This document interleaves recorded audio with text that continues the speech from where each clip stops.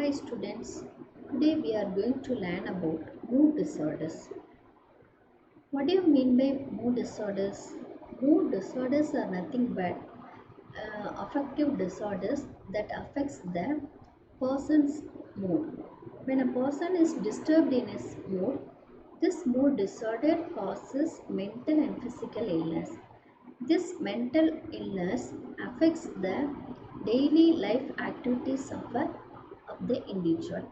So, when a person is affected by mood disorder, it increases the risk of heart attack, diabetes, and other diseases. Mood disorders are classified into the following groups: elevated moods, depressed moods, bipolar disorder, um, moods enhanced by substances, persistent depressive disorder, cyclothymia, seasonal affective disorder, premenstrual dysphobic disorder, persistent depressive disorder, disruptive mood dysregulation disorder, depression related to mental illness, and depression induced by substances. So, when a person suffers from depression, he has negative thoughts which affects the whole well-being of the person. So, when a person suffers from mood disorder or depression, he has problems in his sleep, eating habits, cognition, and also social relationships. So, when a person he may get the thoughts of suicide, and also he may feel very irritating, and he quarrels with his friends and relations. So this depression affects the weight and also loss of interest in eating.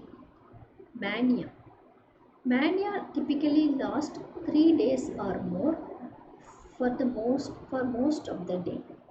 Here the symptoms include rapid talking or excessive talking, less sleep, distractibility, poor judgment, impulsivity, and making reckless decisions.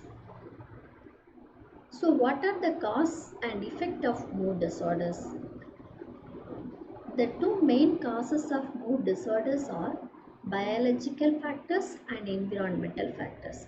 Researchers pinpoint that a person with family history of mood disorder can easily get mood disorders diseases. So, this mood disorder affects the work life as well as school life of the person. This mood disorder can be treated through medications and other therapies. So the symptoms which include are fatigue, loss of appetite, headaches, body aches, pains, digestive problems, excessive sleeping, uh, quarrel with friends, difficulty in working place, high risk of suicide, injury, death, or trauma. So, how these mood disorders can be diagnosed and assessed? Mood disorders are diagnosed through physical examinations and mental health evaluations. Semi-structured interviews are most frequently used technique to diagnose the mood disorders because of its superior reliability, sensitivity, and specificity. So, semi-structured interviews are very helpful in diagnosing the mood disorders. The physicians will perform a number of examinations through which the person with the mood disorder can be diagnosed and assessed.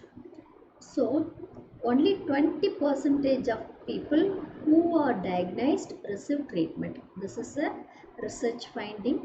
So, next coming to the instruments which are used to diagnose and assess these mood disorders are: first one is the Hamilton rating scale for depression. The Hamilton rating scale for depression.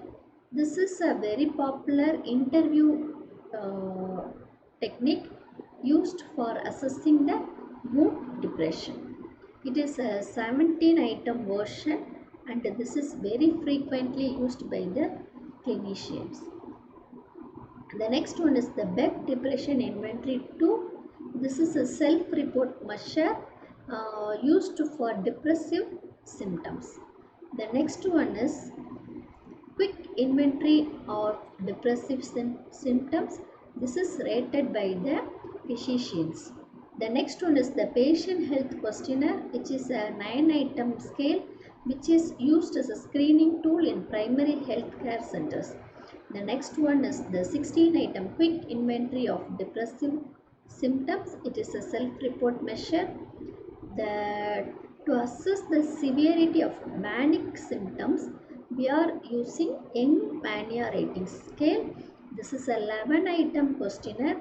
This is also rated by the clinician.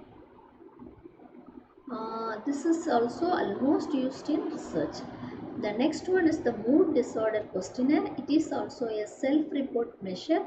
This self-report measure is mainly used to measure bipolar disorder. So what are the treatment we can give to this mood disorders? First one is medications. Next one is psychotherapy, cognitive therapy and also talk therapy. So first we have to give education about mood disorders to the persons who are affected by mood disorders. Next we have to help them to recognize the pattern of behaviors and changes that takes place in them. Third step, we have to give them medications such as antidepressants and anti-anxiety tablets for them to overcome their emotional distress. Apart from these medications, we can go for psychotherapy or talk therapy, which is focused mainly on changing their thinking and behavioral patterns of the patient.